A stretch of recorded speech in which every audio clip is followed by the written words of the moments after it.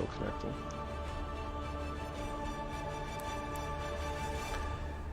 What's up, everybody? This is Presto CorporalNosaj. and you are listening to episode 56 of the Nintendads podcast, our 1-year review of Monster Hunter Rise for the Nintendo Switch. I don't know why, whenever I have the Monster Hunter music in the background, it just like pumps me up. I'm like extra enthusiastic. I'm ready to like punch a monster in the mouth. Welcome. Yeah, so this is our one... This is the Nintendads podcast. The Nintendads podcast. I'm Presto. He's CorporalNosaj. We're doing extra introductions because not only are we streaming this on Facebook Live, as we usually do, but we're getting twitchy with it. We are also streaming this episode live on Twitch. And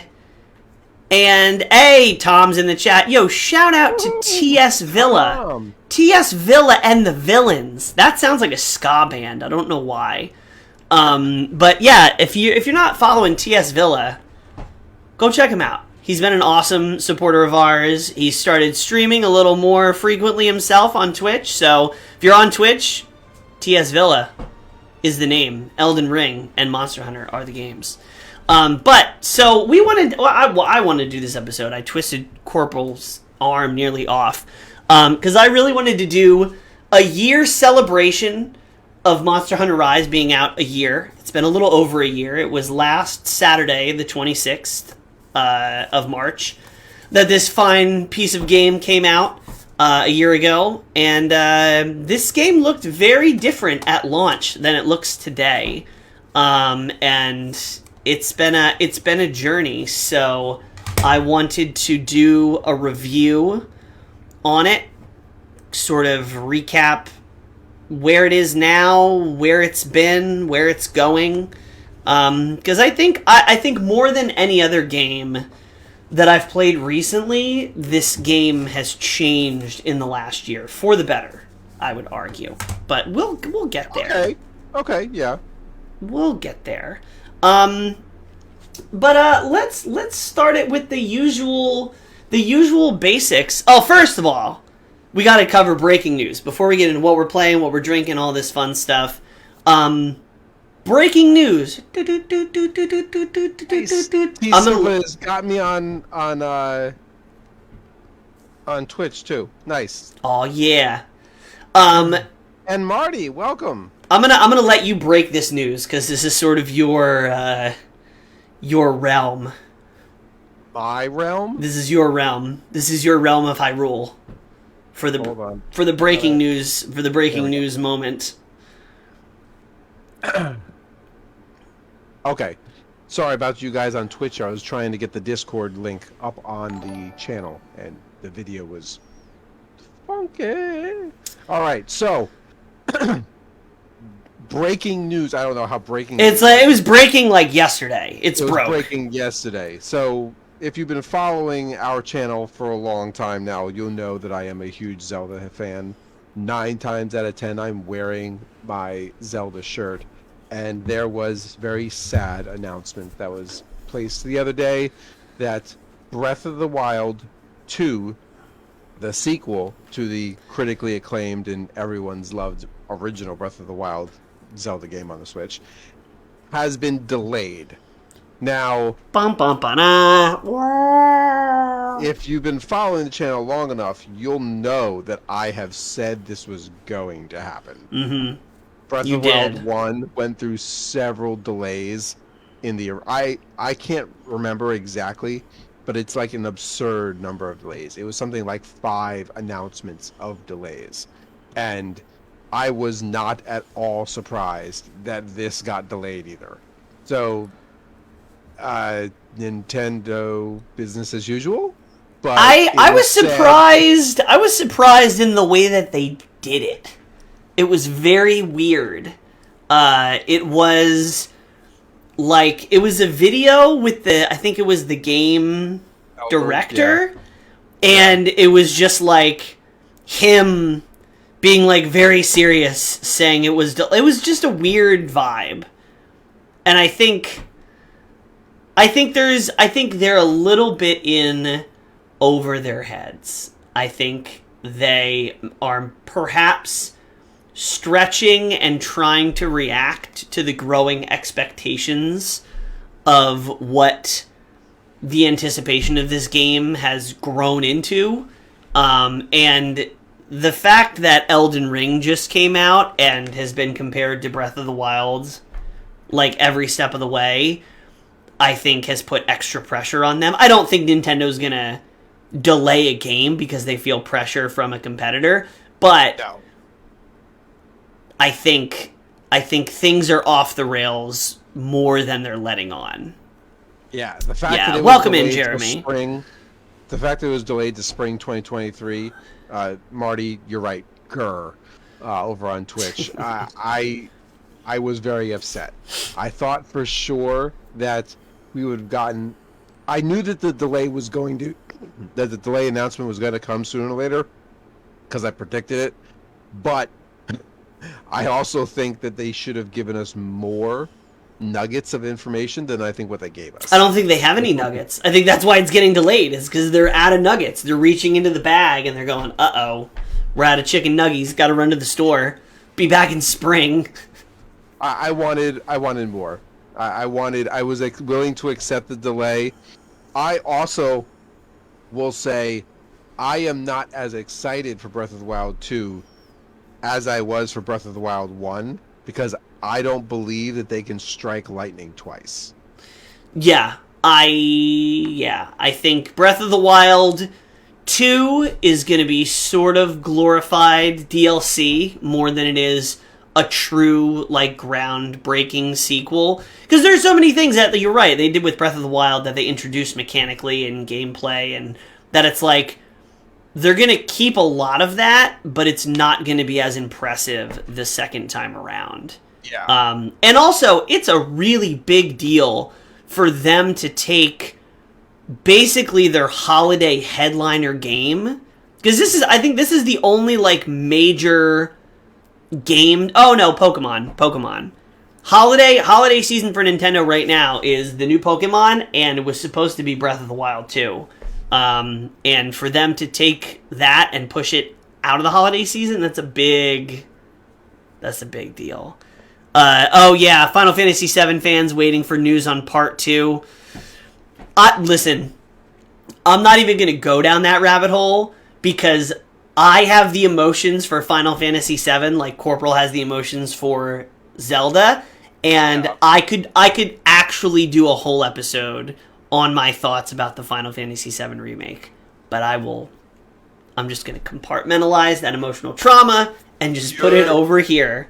Your love for Ares and Tifa and Sephiroth is, for those of you who have been following us since day one of our podcast 3 years ago. Why does this come up so frequently? I know what you're going to say. Because it's so epic. Our friend group for Halloween choreographed that each one of us would dress up as different characters from Final Fantasy VII. And if you go to our Instagram and you scroll through, somewhere in there's at least one post of that. You got to hunt for it.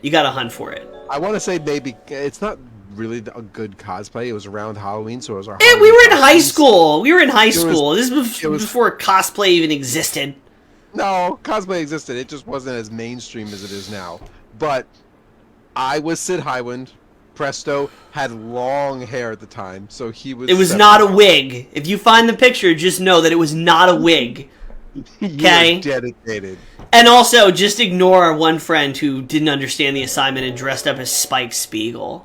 He's like, I thought we were doing anime characters. We're like, no, John. Final Fantasy VII. He's like, you guys took all the cool characters anyway.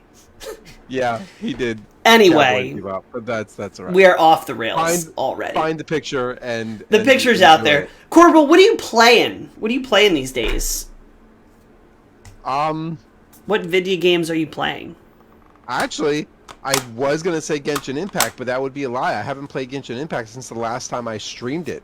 Oh my gosh. The last game I've played is Demio.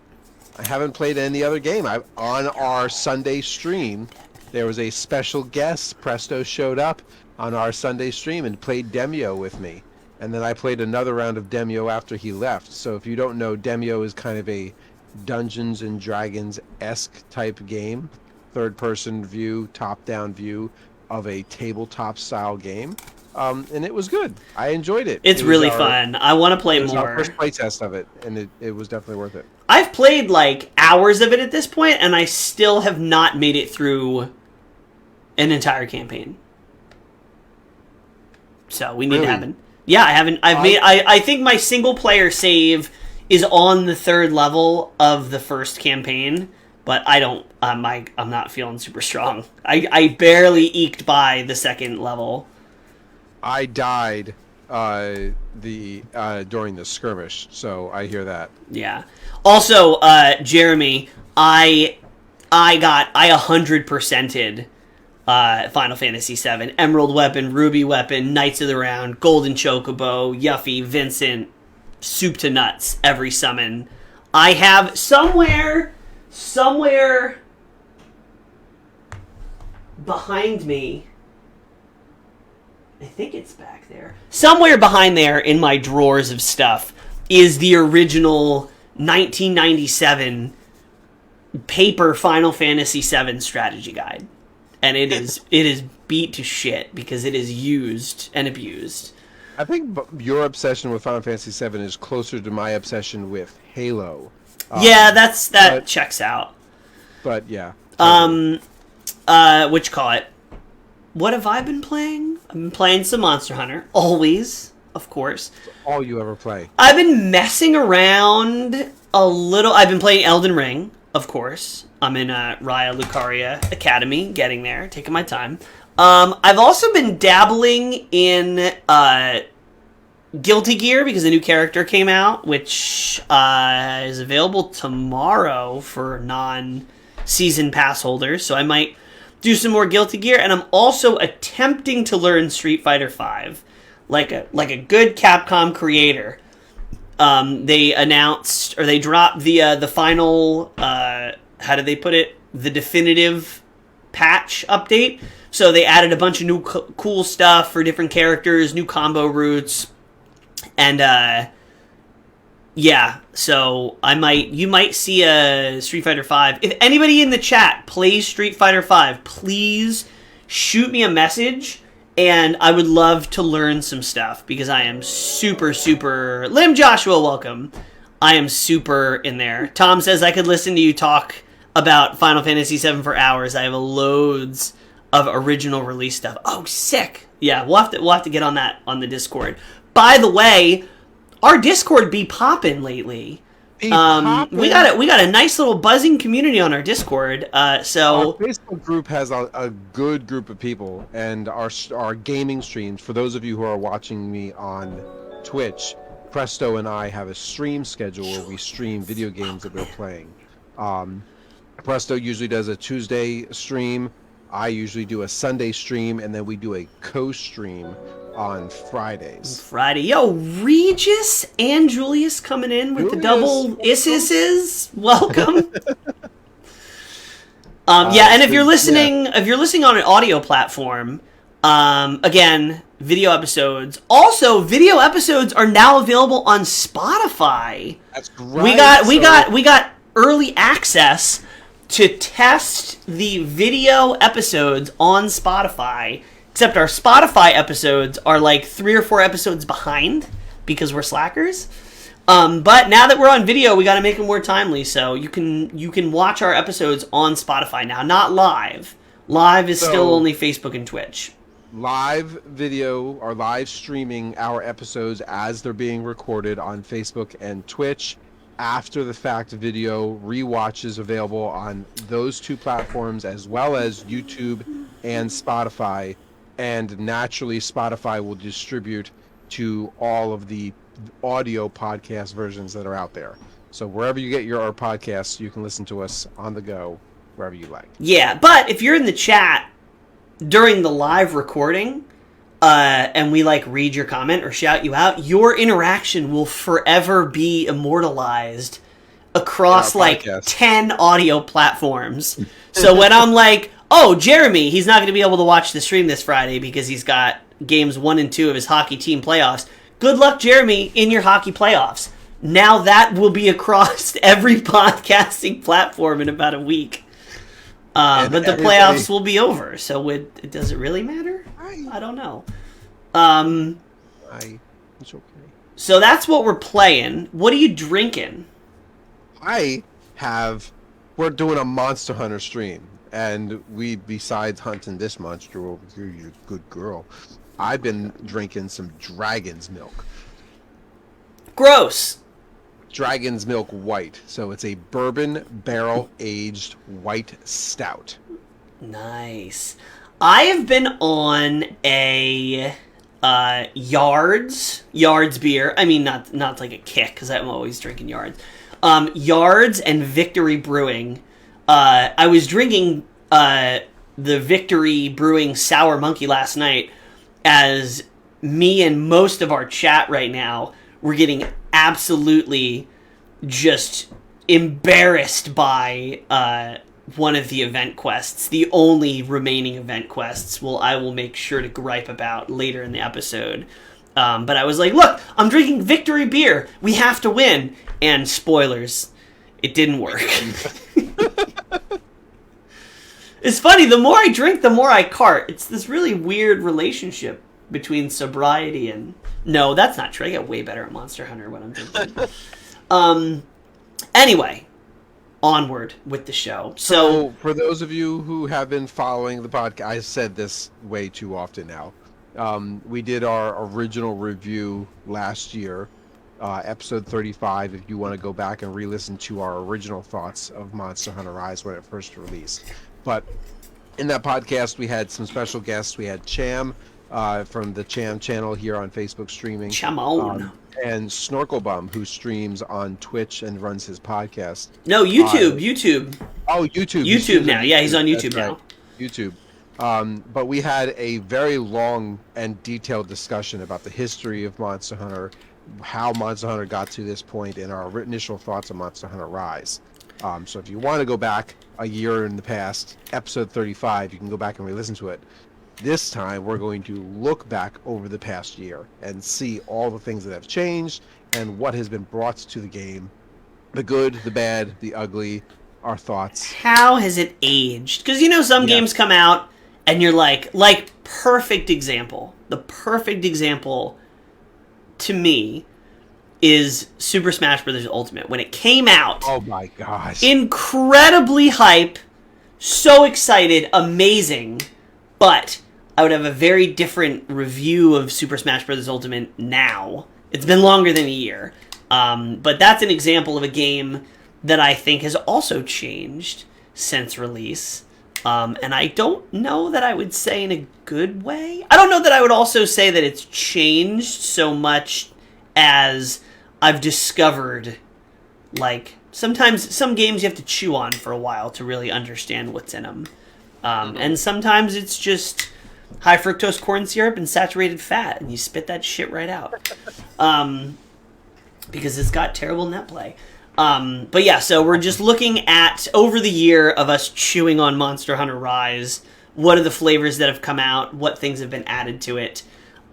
We will preface this by saying, I think when Monster Hunter Rise came out, we were both kind of near the same level of interest in Monster Hunter Rise, in Monster Hunter in general, because it was the first Monster Hunter game that either of us had played.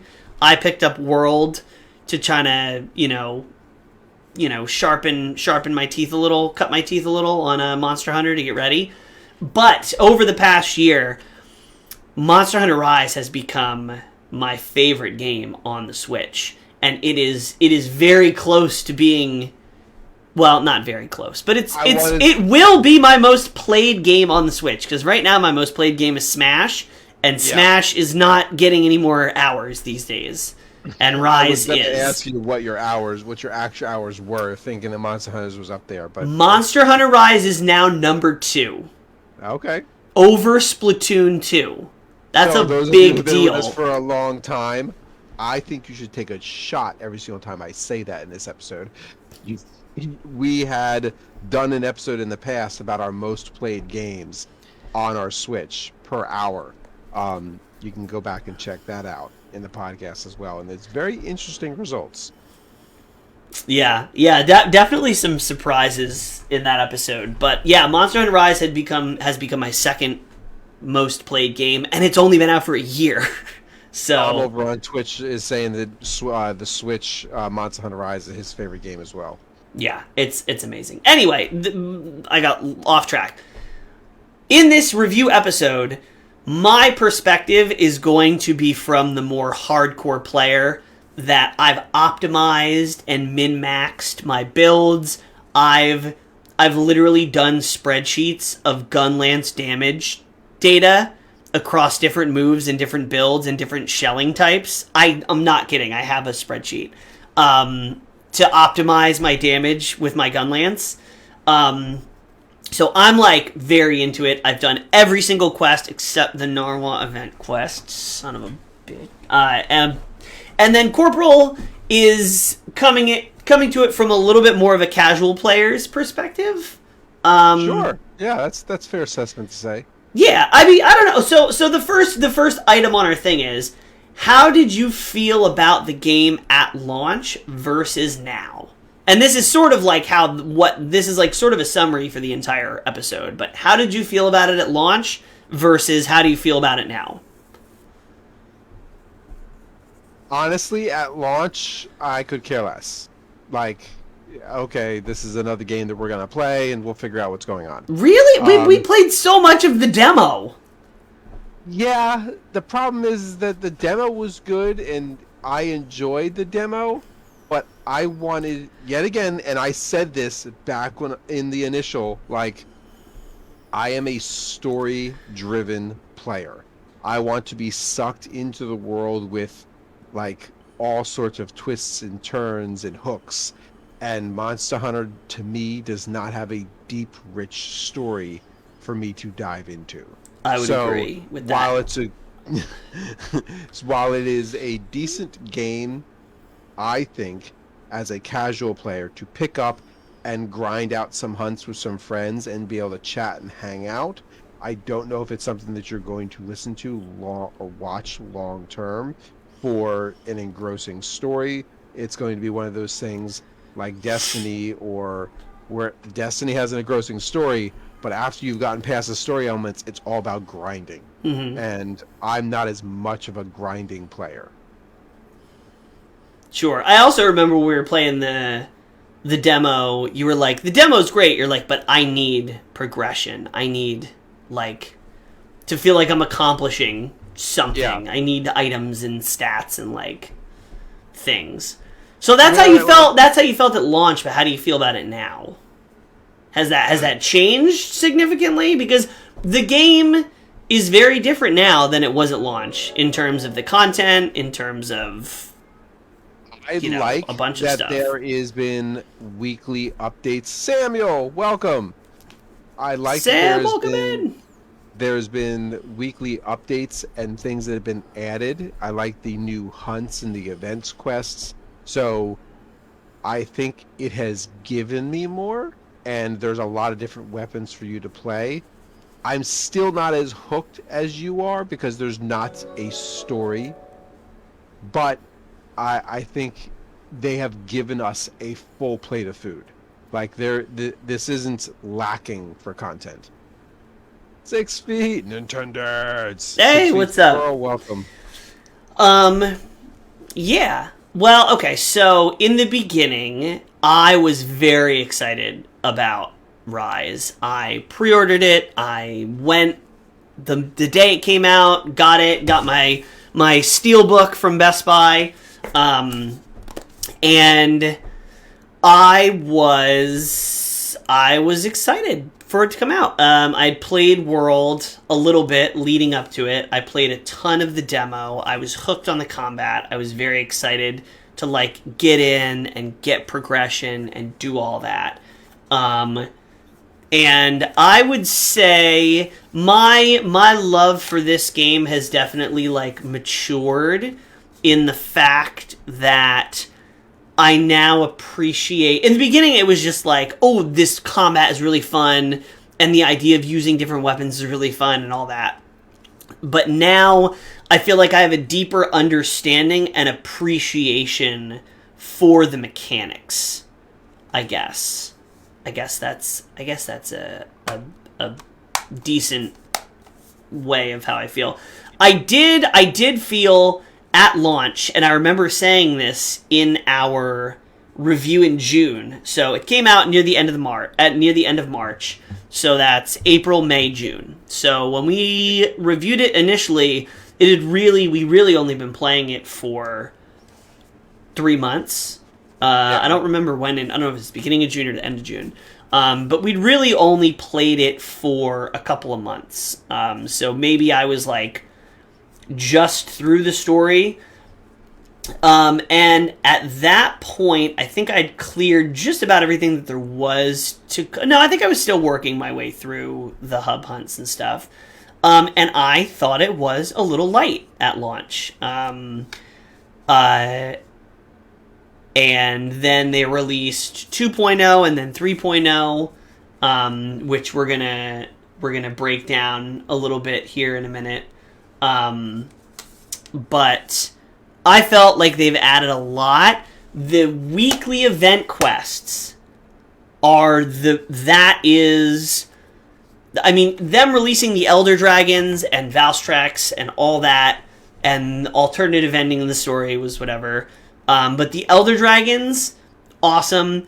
But the weekly event quests, especially once they started releasing the more difficult event quests, which we're going to get into. This is just sort of the beginning summary. To me, the event quests were the catalyst for me being as into it as I am. I think if they would not have done the event quests over the past year, I don't even know if we'd be doing this review. I think it would be a point in our episode and not the whole episode. But the fact that they kept doing the event and the things that I really enjoy about the game were there, but coming back every week, almost like a live service game, and having a new hunt and having a new challenge got me like thinking and experimenting and trying new things. And then that's when I really like dove into it. So it was like a slow burn, but that's ultimately like sort of what kept me interested. So I definitely agree that their adding of things and growth with the event quests and stuff was wise. Yeah, I think that's what brought a lot of people back. I think it saved the game that was admittedly light. Some people say incomplete at launch. I don't know if I'm willing to go there. But it was light, nearly incomplete at launch. I think everything that's in the game now should have been in the game at launch. Event quests included. I think it was a smarter strategy for them to drip it in, because if everything was... hey, John Tendo, what's up?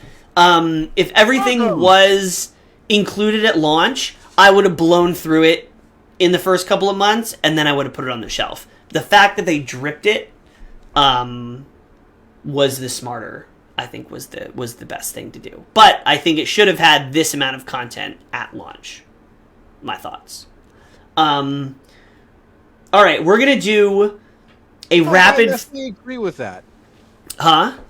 I think the slow drip was the right choice, not the same amount of content at launch. I think what should have happened is... Yay! John jumped back on Monster Hunter Rise and I'm caught up. Awesome! We gotta do some hunts. I still have one event quest to do, which I'm gonna talk about. I think they should have had the amount of content that they have now at launch, and then I think they should have dripped in content. Okay. My only problem with that is that then you'd have all the things that they have released so far. You would then have to create new things. Like, everything that's out right now is a lot. Like, what more could they have done?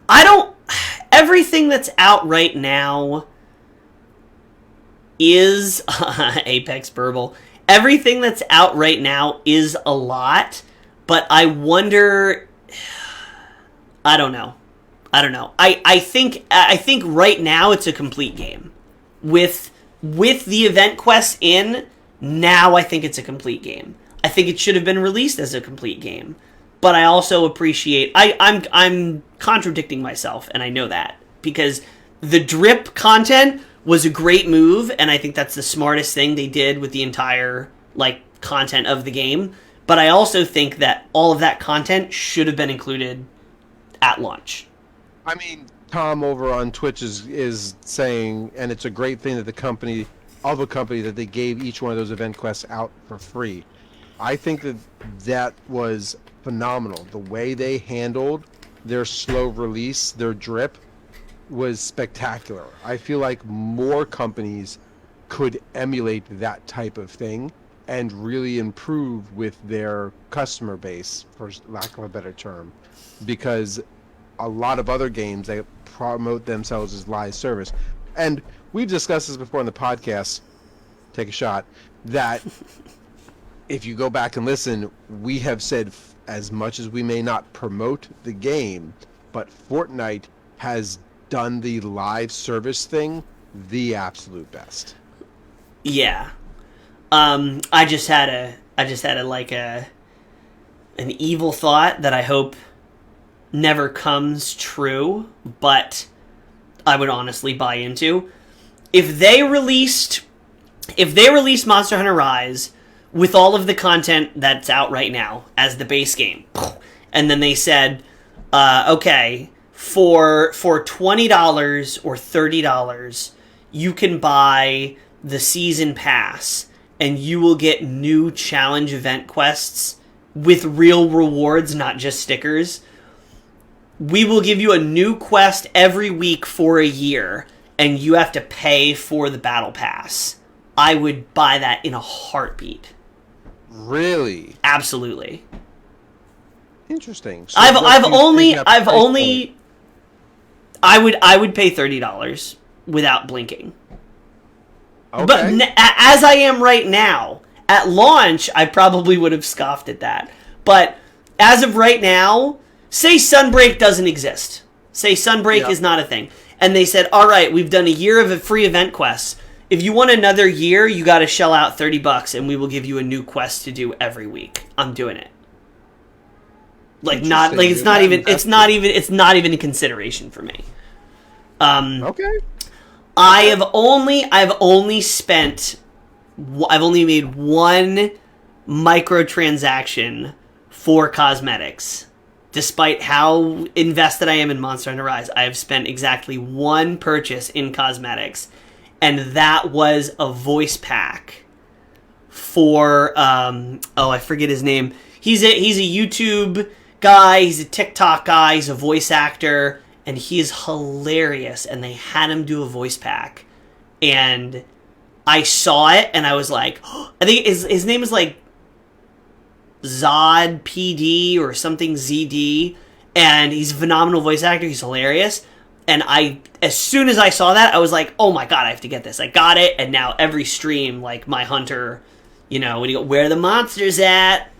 Like, that's, like, it's just so funny to me. I love it. But yeah, if they were microtransactions for hunts, which I hope never happens because that's a really slippery slope, I would shell out for it. Okay, rapid fire rundown of our favorites. What was your favorite weapon at launch, and what's your favorite weapon now? Favorite weapon at launch was hands down was the hunting horn. The musical notes, me being a very beefy and very RNO. Welcome to the stream. Yo, Flo, what's up? Marvin, what's good? My was the hunting horn. Being a very beefy and very effective support class was absolutely awesome. Yeah. Not to mention, slightly disclaimer, but the hunting horn was overpowered in the demo. Yeah, that's right. You got hooked on that. You got hooked on that good hunting horn in the demo. The ridiculousness of it. Yeah. The hunting horn was phenomenal. Honestly, had they released the game with the hunting horn as it was, but just slightly tweaked so it wasn't, it would have still been broken. It would have still been broken. They tuned it. I think because it's still really strong. I think it's in line. Maybe I need to play more. They shifted its relevance to support, being relevant in support. Longsword needs a nerf. Longsword has needed a nerf. Absolutely. Longsword has needed a nerf since launch. It is because in other Monster Hunter games, all the weapons are like pretty even, but in Monster Hunter Rise, longsword and bow are just like broken level. I can't play either of them to any degree of proficiency, so maybe this is just me wishing I could play the good weapons and then finding out they're not really that good. But almost every like record for monsters defeated the fastest is held by bow or longsword. Like, that's just statistically true. Okay. Because I've looked at those statistics to realize how piss poor the Gunlance actually is. The last game I've ever looked at weapon statistics for was The Division and DC Universe Online. Oh my god. DCUO. Yep. Whew, that takes me back. Yeah, that's years. Yeah. You and I played DC Universe Online heavily. Oh god, that was great. It's on the Switch. It's terrible. Don't even look it up. I'm gonna let that one live in the past. But what about now? What's your favorite weapon now? I think I know what you're gonna say, but I'm not. I still like the Longhorn. Wow. The Longhorn. I like to hunt monsters with the Longhorn Steakhouse.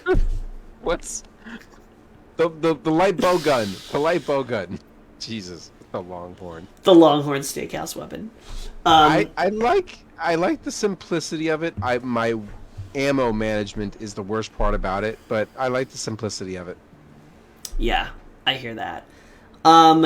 My favorite weapon. So I got started with Switch Axe in World, and I loved Switch Axe. And then I got into Hammer in World right as Rise was coming out. So I started Rise with Hammer as a Hammer main, and I loved it. I still love it. It's one of my favorite weapons. But then I discovered the true crack that is Light Bowgun Go Burr. And I did most of my hunts through the campaign and all the event quests with Light Bowgun. I got the Pierce build from Team Okra and Hero. He helped me out. Shoutouts to them. But I got that Light Bowgun Pierce build going, and I just chewed through everything, and it was great. But then I took a break. Probably I didn't play Monster Hunter Rise for like 2 months. I think it was towards the end of the summer, maybe, of last year. And I took a break. I came back. I caught up on all the event quests and stuff. I added a couple more things to my Light Bowgun build. Played more Hammer. Was kind of at the point where I'm like, I either need to take another break or, hey, Nuha, what's up? Thank you for liking the stream. I got to the point where I was like, all right, I'm kind of running out of juice. I need to either like learn a new weapon or like I'm gonna probably stop playing again. And then I was like, you know what? I don't think I've ever played Gunlance. Like, I don't think I've ever played it. And I tried it, and I hated it, and it was slow, and like, blah. But then, I saw this little Sandeep, thank you for liking the stream. I found this little skill called Blast Dash, where you can rocket yourself across the level. And I was like, that's the gun lance? What the hell? And I realized I didn't have it unlocked yet. So I made a bunch of gun lances, I did the challenge, I unlocked the skill set, started watching videos, and something with the gun lance clicked.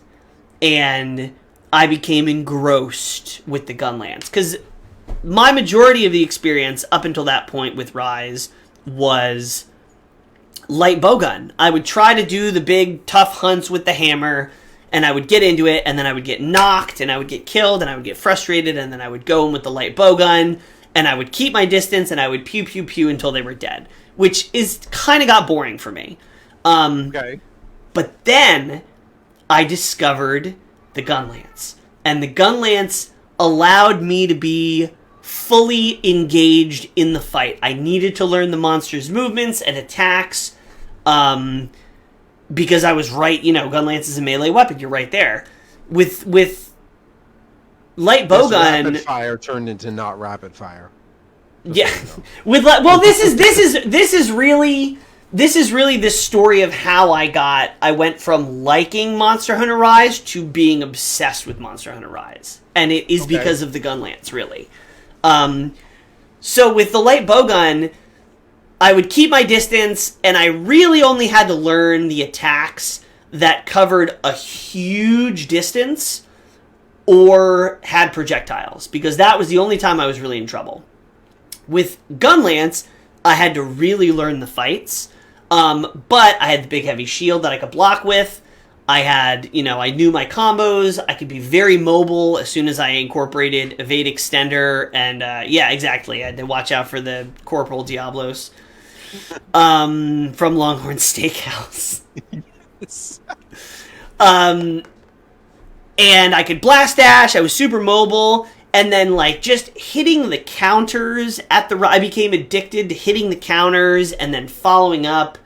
And it really allowed me to fully explore and get engaged in all of the fights and all of the content in a way that I hadn't with light bowgun. Because I appreciate the combat so much more with gun lance. And hammer to some degree, but hammer I still get flattened sometimes. Gun lance became my go-to weapon for doing tough hunts and my go-to weapon for having fun, which is a great combination to have the most fun weapon be the most effective weapon. Before I was split, hammer was my fun weapon, light bowgun was my business weapon, but now gun lance is my weapon. So, long story short, started with hammer and light bowgun, now am head over heels in love with gun lance, even though it is considered to be one of the weakest, if not the dead last weakest weapon in the game, believe it or not. For those of you who have been watching us for a long time, take a shot and then recall when I played Boyfriend Dungeon and you got to date your weapons. Oh, God. You have said you love your weapons so much.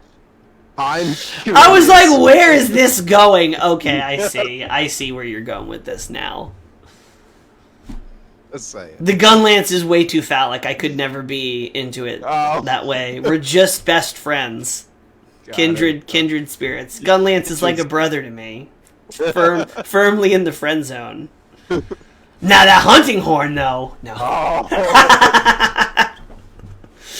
Anyway, next question. What is your favorite thing about the game in general that's developed over the last year? So not necessarily something that was apparent right when the game came out, but now over the last year you've come to appreciate. I still think that the weekly drips are phenomenal. I dead heartedly, just like with Fortnite, adding things to the game and increasing what is available to you is the best thing a game developer can do to create longevity for any title. Something that Fortnite does that I wish more games did was they also update their world. So you go into a map and the world has been Yeah. changed in some way, shape, or form. I'd like to see things like Monster Hunter Rise have dynamic maps.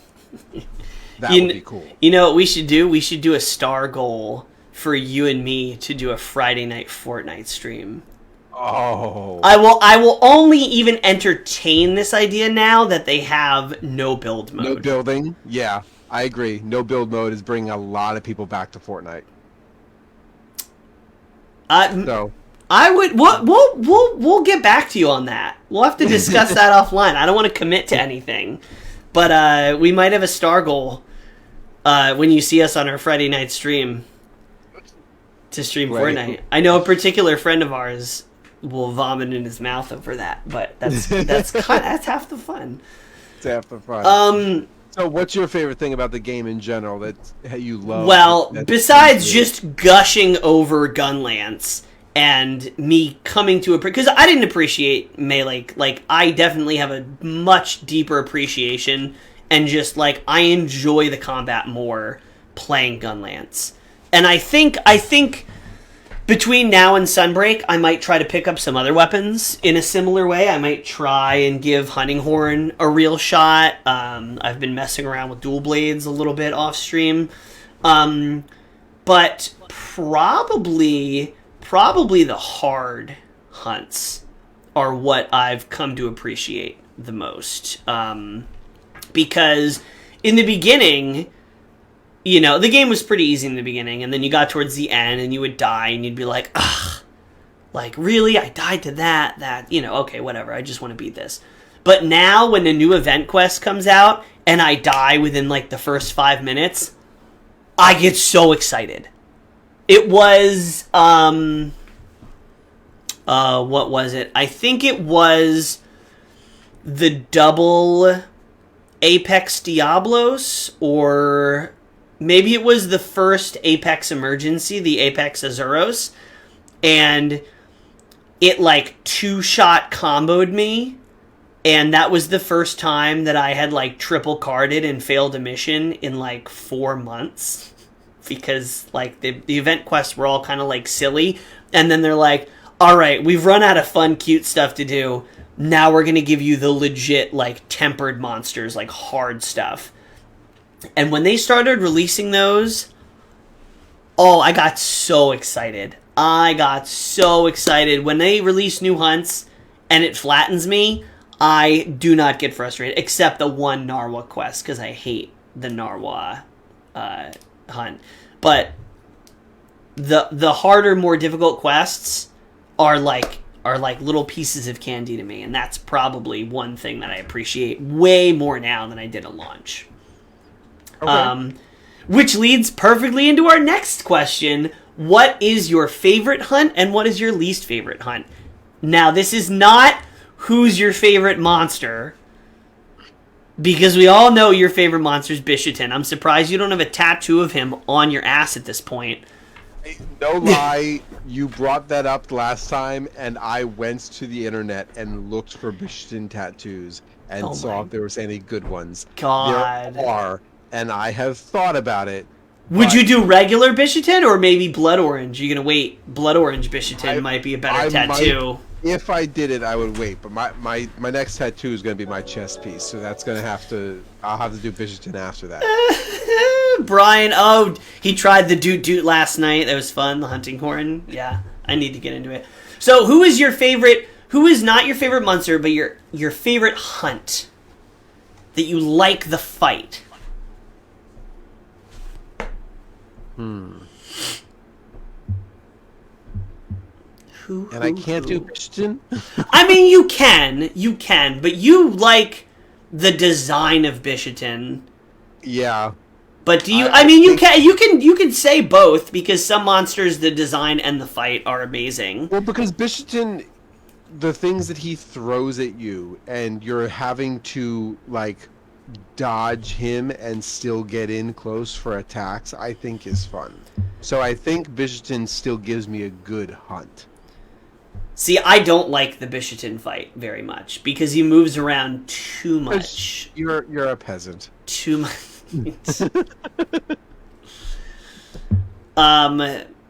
What's your favorite hunt? So my favorite hunt, I have a couple that I'm sort of like in between. Brian says Magnamalo. So Magnamalo, I did not like Magnamalo in the beginning. I thought he was a hit and run monster. It was like he would jump you and you would get one-shotted and like all this stuff. Basing that off of the demo? No, but I mean, basing it off of the demo, but then also basing it off of the actual like in-game hunt. Okay. They released the emergency Magnamalo, which was basically the demo Magnamalo. He could sneeze and it one-shotted you, and I went up and I probably failed that quest 10 times. And I went back to the regular high-rank version of him that was more forgiving. And I also needed to grind him for some pieces for the Gunlance set.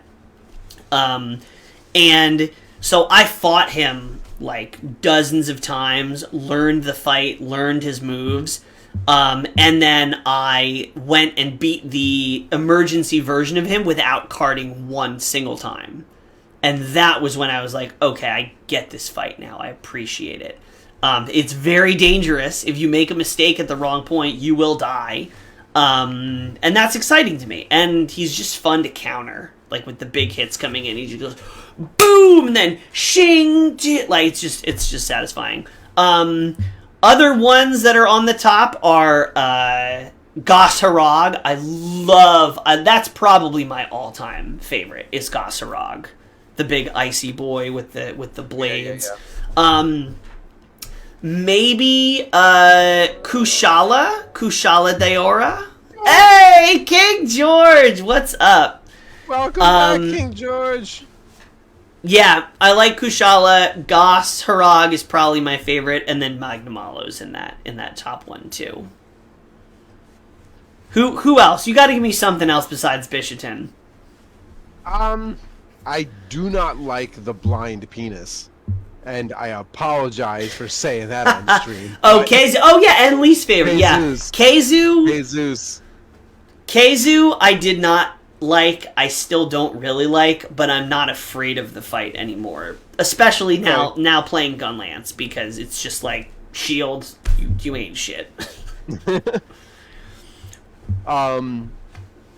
What's the other one that I like?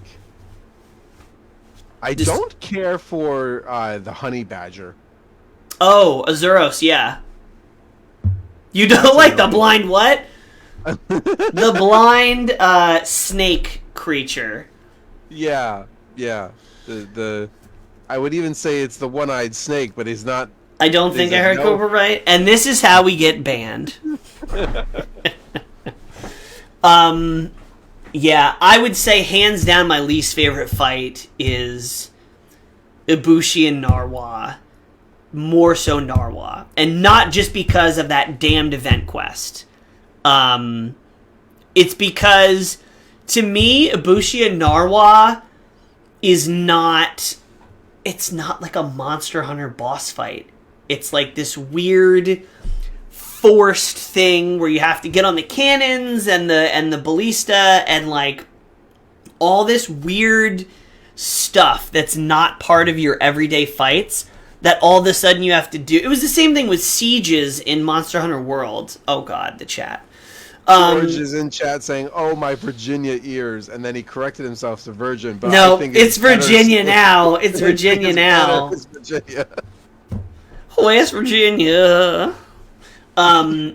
Yeah, I just think Ibushi and Narwa are weird. They don't fit with the rest of the series. And they don't, I don't know. They just feel weird and forced. I'm not even counting rampages as hunts. Rampages are a totally different thing that you have to do because you have to do them. But I would rather do 10 rampages than do the Ibushi Narwa fight.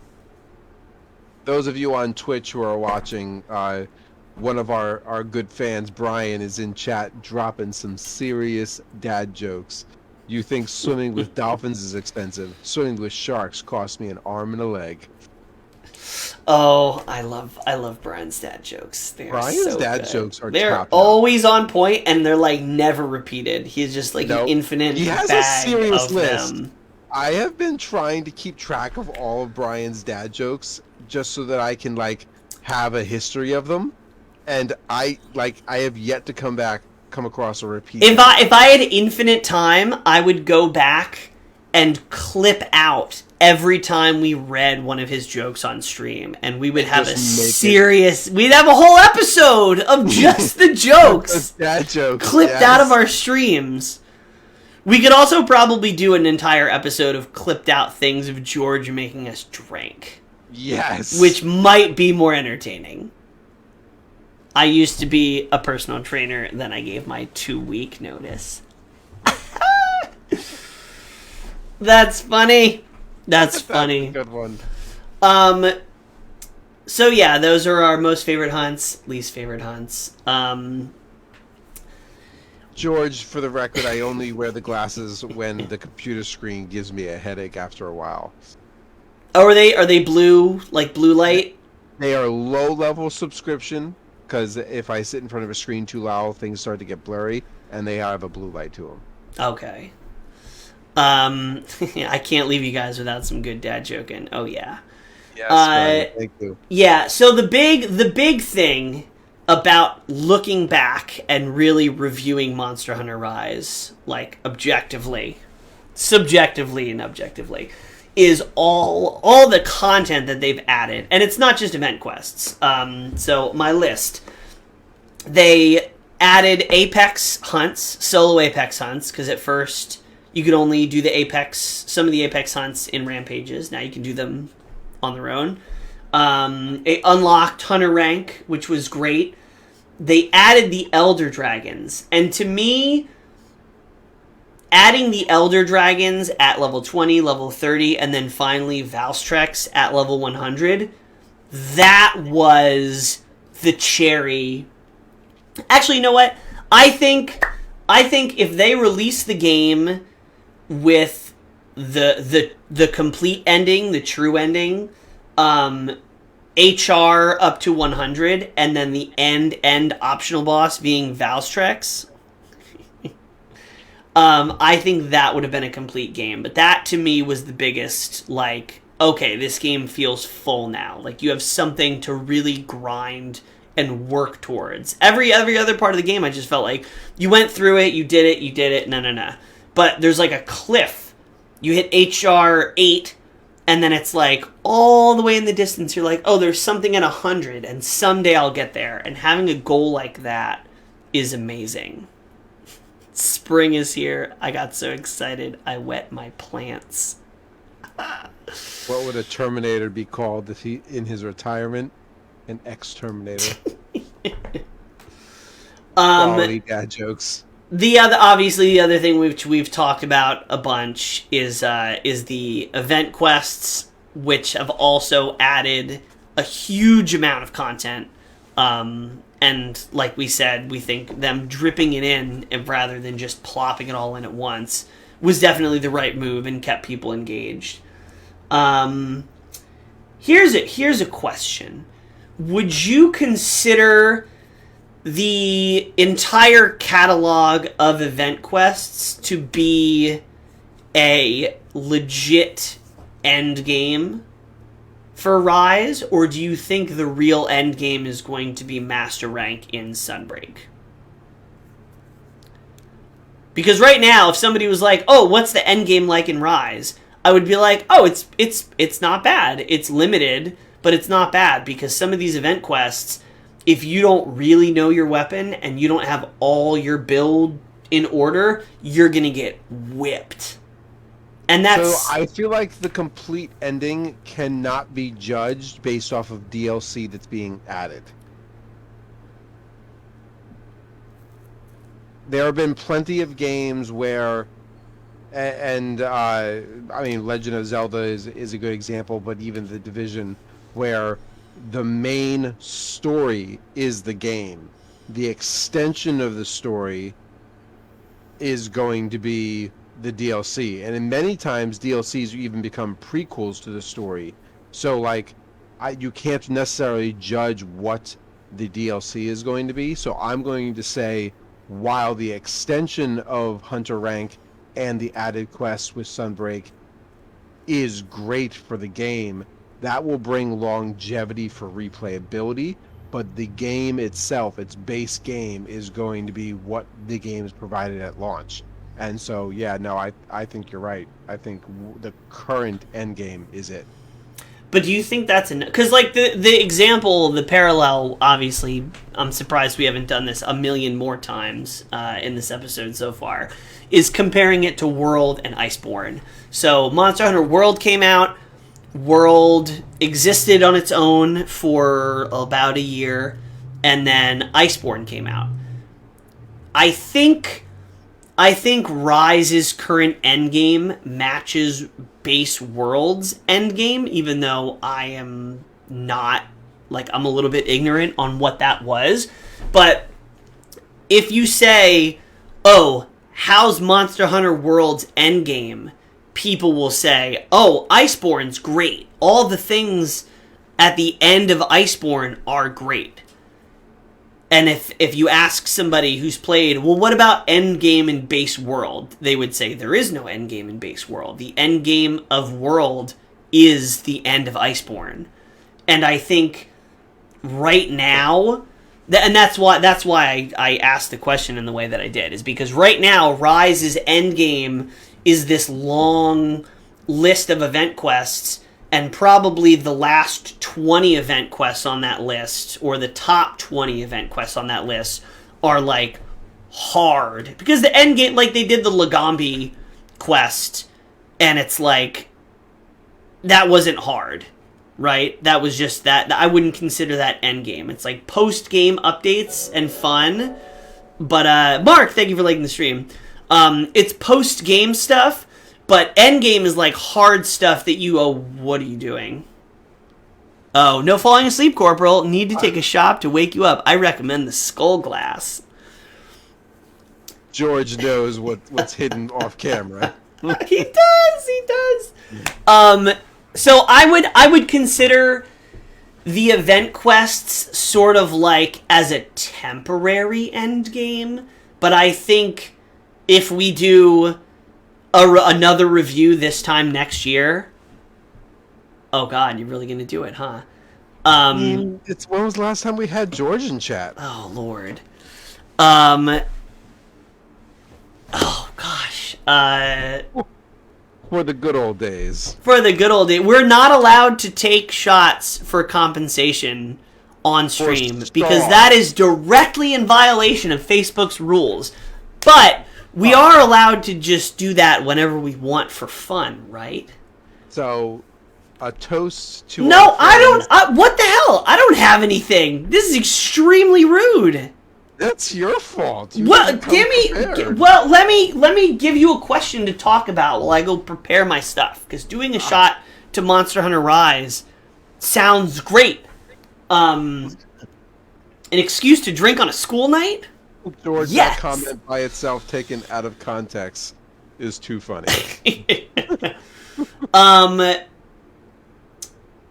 Yeah. So I think hold on. I think Sunbreak will be considered Rise's endgame, and people would be like, if you ask in a year from now, what about Monster Hunter Rise's base endgame? People are going to have the same thing. Well, the endgame is Sunbreak. The endgame is Master Rank in Sunbreak. There is no endgame in Monster Hunter Rise by itself. Even though we kind of are taking the copium and doing the event quest as endgame now, I think the real endgame will be Sunbreak. Go ahead, go get your drink. In a long enough timeline, yes. I think the Sunbreak will truly be the end game. And I think what's going to ultimately end up happening is a lot of people who are going to pick up Rise as years continue.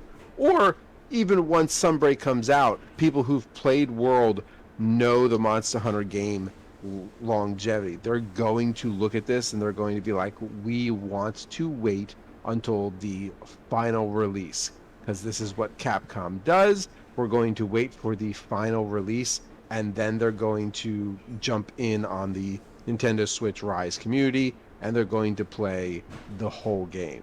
because they're going to be very much like Presto, going to believe that the full game is going to be with Sunbreak. So I think you're going to have a lot of people who are just looking for that clutch. And I think that's probably a fair assessment to make, that most people were going to hang out and wait for all of the release to come to fully judge this. And that's not that far off from truth. So getting Sunbreak and waiting for Sunbreak to be the final answer for what the end game of this game is a reasonable answer. I just don't know if it's the fair answer. Sheepdog. In lieu, for old time's sake, peanut butter whiskey. Since we're doing this shot. for old time's sake, I knew I had this somewhere in my freezer, and I was able to find it quickly. Peanut butter whiskey. George, for those of you who don't know, George in chat, for those of you who are watching the video version of this, either on Twitch or on Facebook or afterwards on Spotify, George has been a longtime fan and a longtime promoter of our podcast and our show and our streams, and has donated, as far as I'm concerned, a life's fortune to our show to ensure that we're able to achieve our goals. So having you back is always appreciated. Cheers to King George, and cheers to 1 year of Monster Hunter Rise. Happy birthday, hallelujah, let's do it. Friends near and far. Oh, he's got the toast. He's got the toast ready.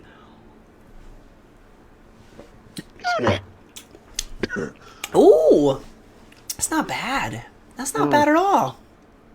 I haven't taken a shot in a long time. I feel like I need to take a shot of jelly after that. Peanut butter.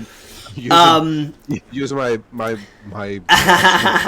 dragon's milk to wash that down. Cheers. Yes, also, this is a perfect time to interject with the fact that we are working on new star rewards.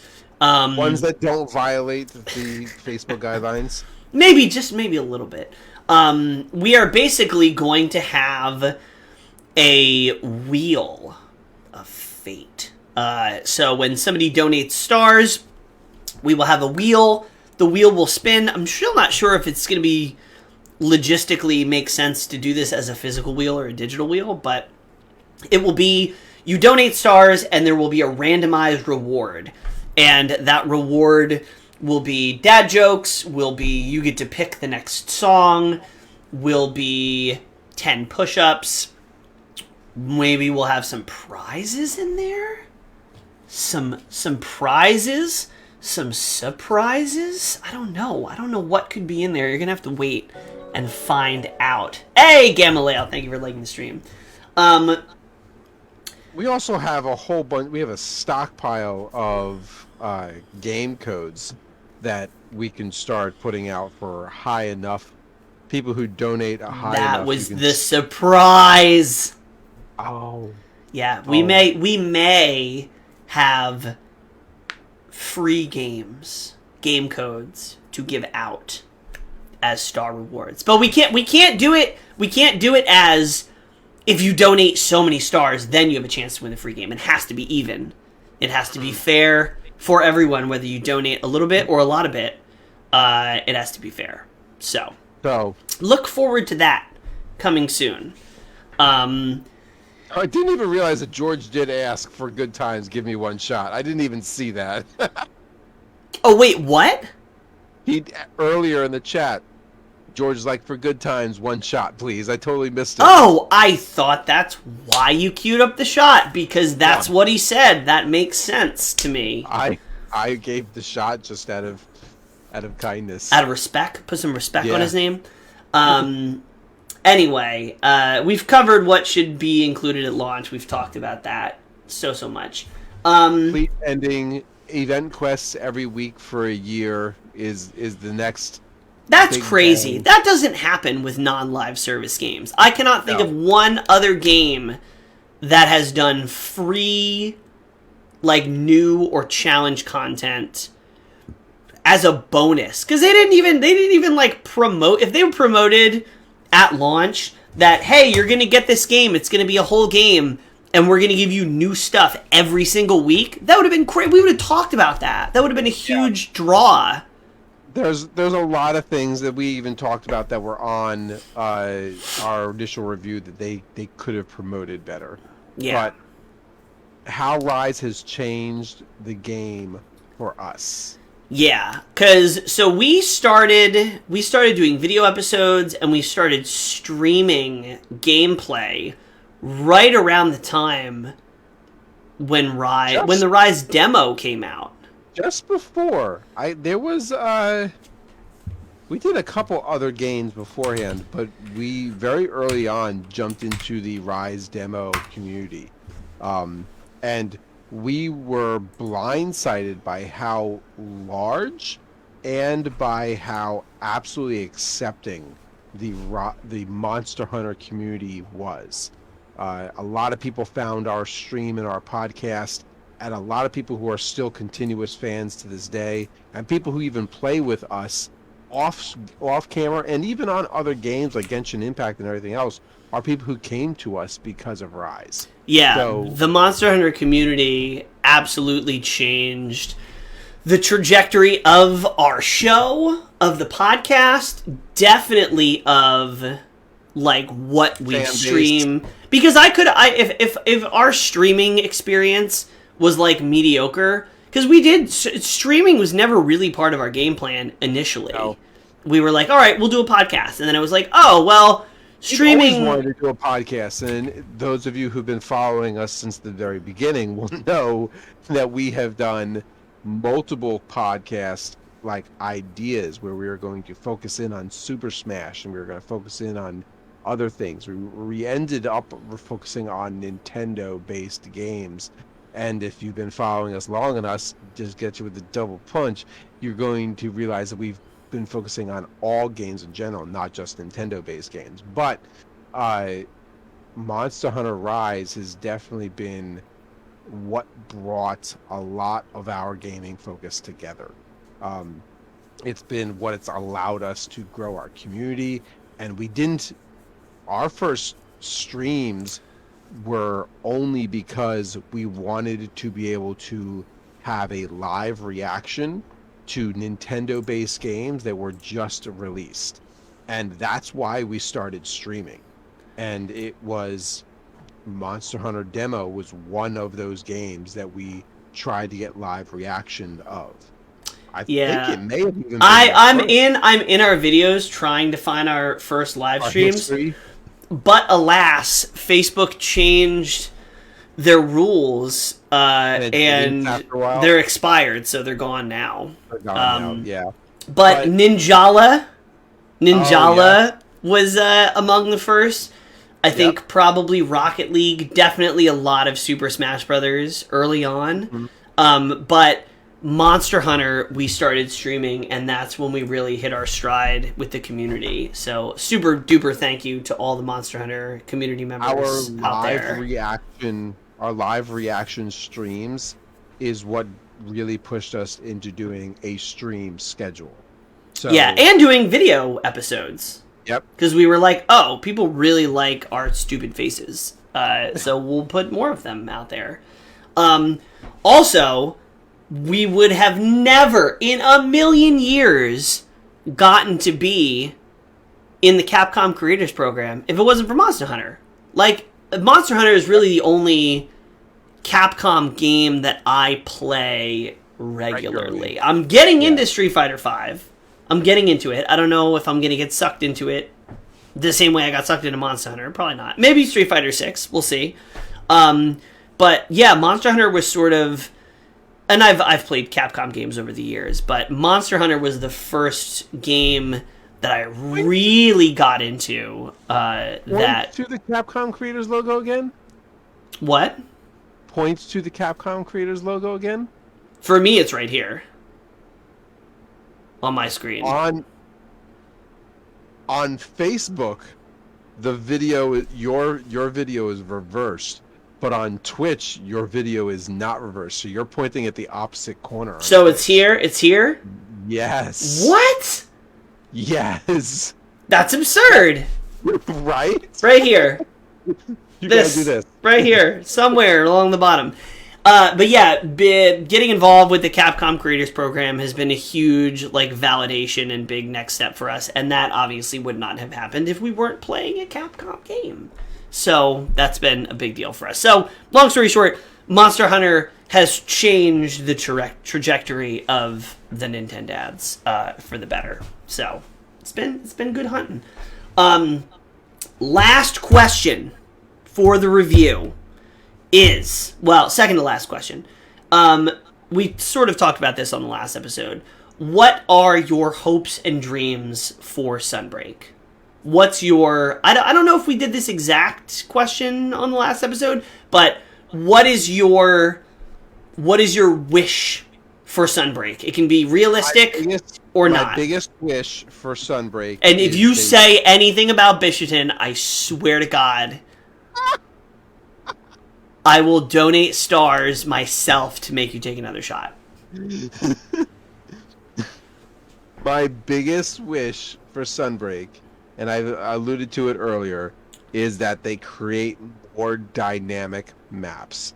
I want to be in a map that changes with what season I'm in, or changes with what weather patterns throughout my time spent in the map, or changes from morning to night and weather patterns. Okay. Or it's in Christmas season and we've got snow and Christmas trees, or we're in Halloween and all of a sudden the endemic life is got some pumpkins lying around. I would like more customization. Little seasonality in there. Yeah, something more flair that gives it more interesting, livelihood to what's great seeing you both. I'm off to bed. Night, Nintendads. Yes. George, good night. Thank you very much for coming by again, man. Good night, King George. You know what? I have a little bit left. I'll do you a nightcap. King George, appreciate you stopping by. This is a down payment for you being on the next stream. You better be here on Friday. I'll see you Friday. See you Friday. Oh, peanut butter. Oh, I did not miss that. Peanut butter jelly time. Peanut butter jelly. So that's a good answer, but I'm going to... The real answer is that there should be more Bishoten. More colors, bigger Bishotens. There should be pumpkin Bishotens. There should be flamethrower Bishotens. He throws Switch cartridges at you. There will be more Bishotens in Monster Hunter Rise Sunbreak, and if there's not, I'm canceling. So I'm going to push you in a serious way on this topic. So you want more diverse maps, seasonality, more dynamic, seasonal content, whatever. Sure. But that's not going to be the thing that pushes you from casual Monster Hunter player to playing it like I play Monster Hunter. Or even... Of course not. So what would it take in Sunbreak to get you to be fully hooked in that when we're not streaming, if you have free time, you would want to play Monster Hunter even off stream? There is absolutely nothing that they could do with the platform that they have already created that would make that possible. No. There has to be something. There has to be a golden bullet. Think about it. They would have to rebuild the game from the ground up in order for me to be that invested. And in a perfect world, if I was in control, I'm thinking something kind of like how they're making Pokemon now with the open worldness, or I'll go back to Breath of the Wild, open worldness, where you can then travel through different terrains, different weathered environments, different areas, explore different mountain peaks or caves in order to discover where these monsters are, and maybe fast travel to those locations so that you can then hunt them. So you would, and again, I said, even if it's unreasonable, so your true wish for Sunbreak is that it transformed it into open world Monster Hunter. Open world Monster Hunter with some kind of story. In a perfect world, I would be, and I said this about Pokemon, and they did it. They did it not because I said it, but they did Are it you anyway. sure? They might listen to this show.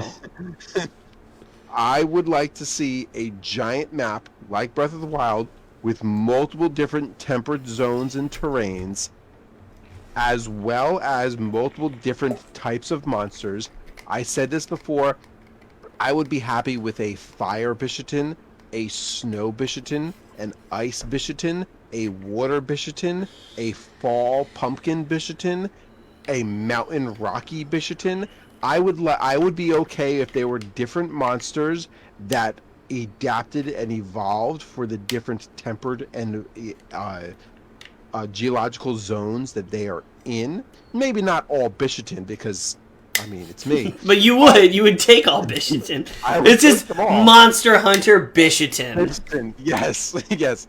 So I would, if there was a giant, massive map, and I'm talking about an unreasonably large map, because while Breath of the Wild is beautiful and large, it is not big enough for the Monster Hunter world. It needs to be bigger.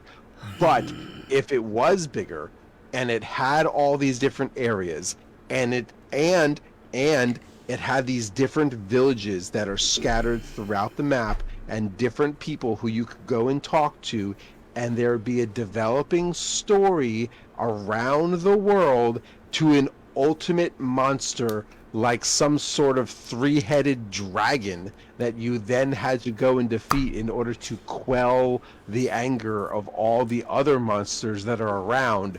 Something to that effect. That's where you would get me in. So you would want a giant, like really truly big open world game where you can discover, there's a quest, there's a persistent storyline that you discover by exploring. You want boss monsters pretty much all over the place in different places. I have some news for you. I have the perfect layout for this too. Monster Hunter World, you started on a boat going to a new land, and while you were there, you were given a quest and a story. And I know where you're going. You're going to say Monster Hunter World gives you that story. No, that's not what I was going to say. Okay, all right. Well, I would like for Monster Hunter Rise 2.0 for it to be, you have a reason to build and create a character, get on a mode of transportation, bring you to the Monster Hunter world, and then be provided a purpose to go deeper into the world, explore and discover the different tempered zones and Breath of the Wild-esque type of environment with all these different monsters, discovering new villages and saving them from the threat, ultimately discovering that there is a monster that is the three-headed dragon-esque ultimate legacy monster that is the reason why all the other monsters are angry, and you have to gear up and get stronger and develop your weapon skill and your traits and your armor so that you can go and defeat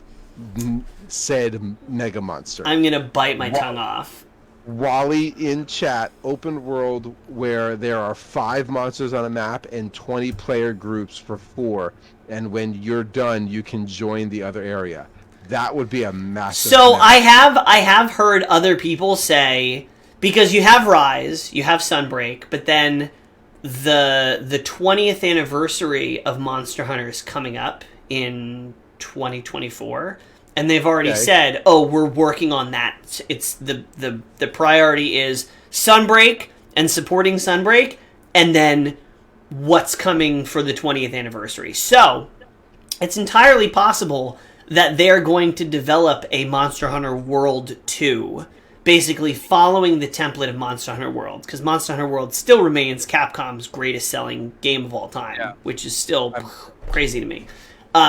So I think they will do a World-esque sequel, and the way that the world has gone, no pun intended, open world games are now like becoming max, the ultimate appeal. So I can see them doing something like that.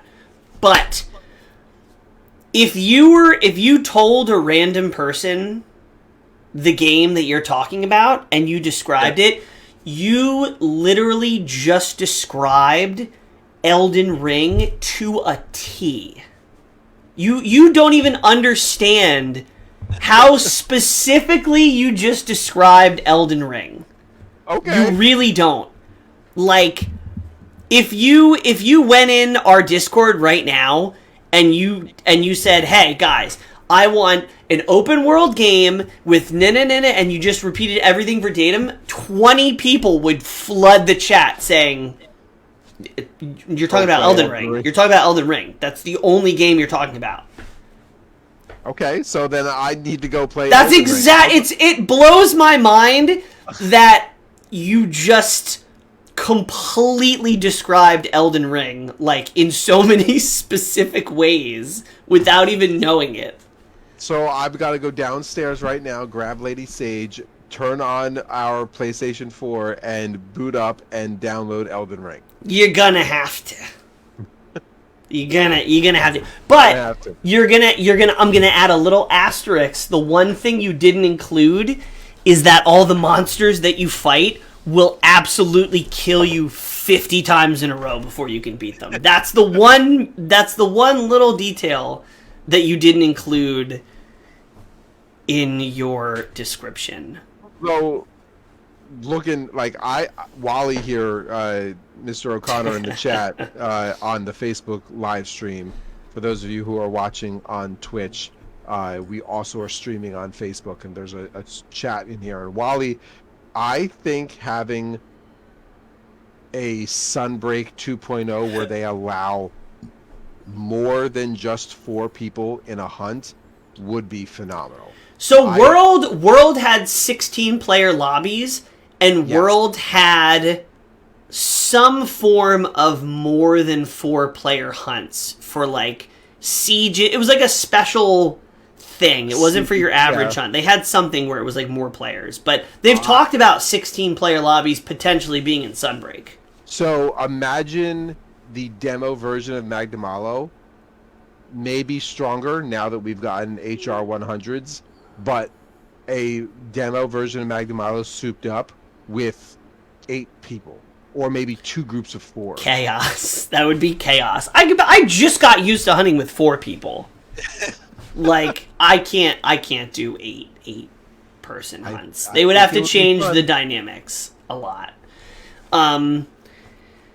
It's so crazy to me how much you just described Elden Ring, though. That's nuts. Which, I mean, Monster Hunter meets Elden Ring would be like my dream game. Like that would be awesome. What would you give Monster Hunter Rise? And this is like one of my side quest questions. What would you give Monster Hunter Rise score? I don't know. Do you want to do out of 10, or do you want to do like A, B, C, D? How do you want to rate this? 2 out of 10. So okay, what would you give Monster Hunter Rise at launch out of 10, and what would you give it now out of 10? So those of you who are watching on Twitch, and many fans of ours who are watching on Facebook, we do a side quest usually at the end, coming to the end of our episodes. And just like in video games, side quests can take you in different directions or be somewhat related to the main story. So our side quest / question of the day, I think that Monster Hunter now, near the end of its current life cycle, quotes for those of you who are listening to the audio version, I think you're looking at a 10, you're probably looking at a 9. Currently. Because I'm not as into it as you are. Well, so what do you think it was at launch versus what do you think it is now? It was an easy, like solid 6 to a 7 at launch. It was a good game, but there was a lot that was lacking, and it was very thin. Now I think that they've added so much stuff to it. It's a high 8 or a solid 9. Yeah, I would probably give it a 7.5 at launch, and I would give it absolutely 9, maybe 9.5 now. It's the end game. It's the end game. If Rise, that's what's missing for me. If Rise had a legit endgame that was something you really had to grind and progress towards, it would be a 10 easily. And I guess, I mean, endgame is hard to figure out with a game like Monster Hunter, like Diablo, right? Diablo 3. Diablo 3's endgame is infinite, right? Your level scales up, and you just scale infinitely because you acquire new equipment, you get higher level, you run harder rifts. Then you get better equipment, and you run harder rifts. I don't know if you could figure out how to scale Monster Hunter Rise infinitely, but the end game in Iceborne seems pretty legit because there's still people who haven't cleared the end game in Iceborne despite it being out for years and years and years.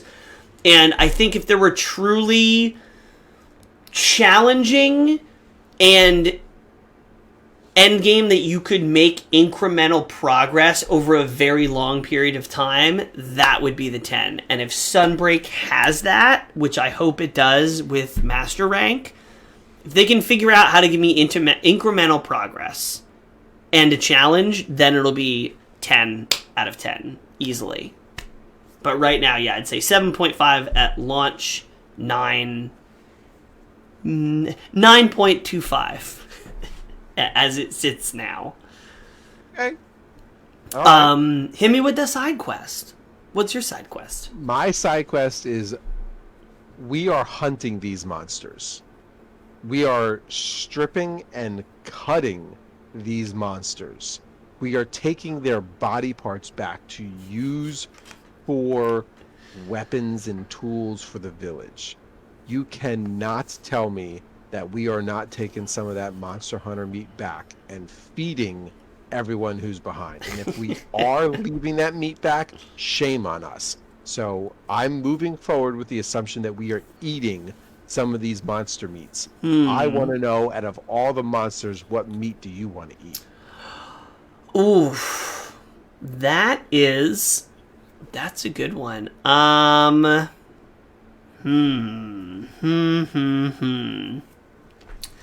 Keizu obviously looks delicious. That would probably be the contestant for least appetizing. Least wanting to eat.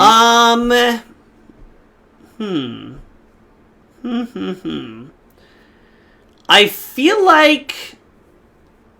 Can I just tell you? Yeah, go for it. If you say Bishitin, you're a crazy person because that's sick. That is sick. Bishitin would be the best person because he's got all those fruits and vegetables that he already has in his possession. Would you eat a monkey? Because that's what he is. So you want to eat monkey meat. You would eat chimpanzee. You would eat a chimp burger. There are some parts of the world that chill monkey brains as a dessert. Yeah, thank you, Indiana Jones. I'm trying to think of monsters that are like. Would probably be a good one. Huh? The either the fish or the badger. Azuros would be so gamey. It'd be like eating a raccoon. Oh, God. In the Twitch channel, because we're also streaming on Facebook, for those of you just joining us on the Twitch channel, I'm going to call you Jay, Gyro J. There's a monster from the previous game called Mosswine, and it's an equivalent to a pork. So okay. That would be a good one to eat. I kind of want to say Diablos. I feel like Diablos would be like sort of like a spicy meat, almost like a bull, like a bison maybe, because it's got like the horns and it lives in like a dry environment. But it also might be kind of tough because it like lives in the desert and stuff. I think what's his name? Cuckoo Laku would probably be pretty good because that would essentially just be like a chicken, like a poultry. Okay. Yeah. Giratodos would just be like a fish like probably like a white fish, like a flounder, but that also might be like a catfish, which is just kind of nasty. You'd have to like deep fry it. There is actually a YouTube YouTube videos that are dedicated to this topic. The top 5 monsters to eat in all of Monster Hunter history. No, it's gross. I have to watch this. This is what we're doing. I feel like Acnosom might be good. Tetranodon might be pretty tasty. Do like a little like sumo wrestler turtle stew. Okay. What's the fish? Giratodos. Yeah. Okay. That's okay. I feel like there's one that I'm not thinking of. Because I'm trying to think of like beefy monsters that would be like a good... Fish that would be fun to eat. That would be like eating a monkey. He's all muscle. It would be nasty. What's the ice bear? The ice bear. Gossarog? Yeah. Is that what his name is? That, yeah. The bear with the ice hand? Yeah, that's one of my favorite fights. I don't want to eat him. He'd probably be a good eat. I don't know. Those who are watching at home, I want to know which monster you want to eat. I feel like there's one that I'm thinking of that I can't... J over on Twitch says in Capcom events they even sold moss wine jerky. Ooh. So now I want to go back and look up this monster from the previous game and find out. Wally on Facebook, Monster Hunter has no end game. The grind goes on and on and on. That's true. The real end game is fashion. That's sort of the universally understood thing. All right, one last surprise side quest. Okay. If you, and this is sort of just a question for you because this is a painfully obvious answer for me. If we were to describe each other, if you were to associate me with one of the monsters from Rise, what would it be? You're obviously Bishaten. It's your spirit animal. Like that's just animal. Like. But if I had to embody a monster from Rise, which monster would it be? Answer carefully. Answer very carefully. And please don't make it one of the ones that you want to eat. What would that say about our friendship? Cannibalism. That's what it would say.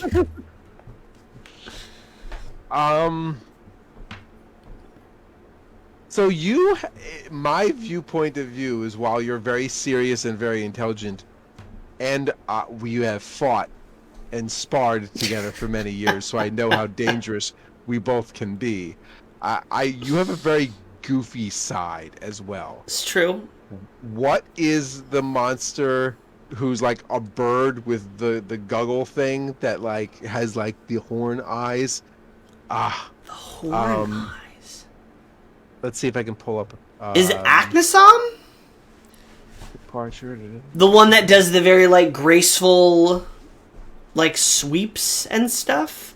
I think so. It kind of looks like a great egret. A great egret. Yeah, maybe not. Astrosom. What's his name? Acnosom? Did you send me a picture of it? Oh God, no. Pookie? Oh no, Acnosom. Okay, the one I'm thinking of is Acnosom. Okay. Yes, the one. Yes. The crane, yes. Yeah, the crane. Great egret. Yeah, the crane. Yes. Okay, I'll take that. Yeah. You are the crane. If you had to embody something, you are the crane. Graceful and deadly, but then also sometimes I mess up and I'm just like, I slam my head into a wall. I'm really still hung up about the what monster would I eat question. I keep thinking. I keep thinking about it. Question. I keep thinking about it. It's a great question. I feel like Teostra would also be really good. That's like the fire lion elder dragon. Gyro J, yeah, he's like, oh, I heard you say neck sack, and I thought of Crocopi. Cropico? Oh, the Pokemon? No, in Monster Hunter Rise, the one I sent you the picture. Cropico? Cropico? No, that's Pookie. That's Pookie. Yeah. Yeah, that's Pookie. That's Pookie. Right there. Whatever his name is. I don't know his name. Yeah. Anyway, so that's our thoughts a year later after this fine ass game has been released. They've added a lot. I think our relationship personally and as the Nintendads has sort of evolved with this game and will continue to evolve with this game June 30th when we're going to be playing the hell out of some Sunbreak. Yes, we will be. I'm so excited. So, we are the Nintendads. My name is CorporalNosaj. Presto. My co-host here, Presto. We run a podcast twice a month where we release these video episodes as well as audio versions. And I'm back, the best dang stream team. Ryan, welcome back. And we also stream on Facebook Gaming 3 times a week. Presto on Tuesday, me on Sunday, and then we do a co-stream on Friday. So find us on Facebook Gaming if you want to watch our live streams. Our Friday co-streams will also be streamed on Twitch moving forward. So you can tune in and follow us on the Twitch channel as well as on the Facebook. You'll find us because we're there all the time. All of our podcasts are obviously available on Twitch and Facebook Live, but we're also releasing our audio and after reviews to YouTube and Spotify and where podcasts are heard. Yes, So, and video. Video is going to be on Spotify moving forward.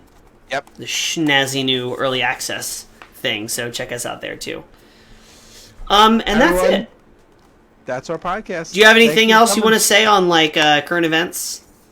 Oh, you mean how Chris Rock woke up with a burn and had some fresh prints on his face? Oh, but do you know why Will Smith open hand slapped him instead of punching him? If you give me some rock, paper, scissors Because nonsense. paper beats rock, baby. Paper beats rock. The dad jokes are strong tonight. Oh, and so are the drinks. All right, everybody. We will see you on Friday. Cheers. Adios.